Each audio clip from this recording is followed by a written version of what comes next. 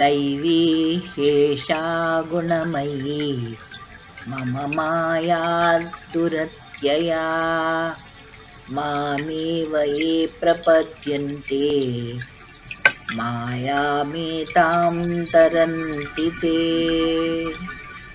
न मां दुष्कृतिनो मूढाः प्रपद्यन्ते नराधमाः मायया प्रहृतज्ञाना ఆసురం భావమాశ్రితాః. పరమాత్ముని శరణు వేడు, మాయ నుంచి బయటపడు. మాయ అలౌకికమైనది, అధిగమించుటకు సాధ్యం కానిది.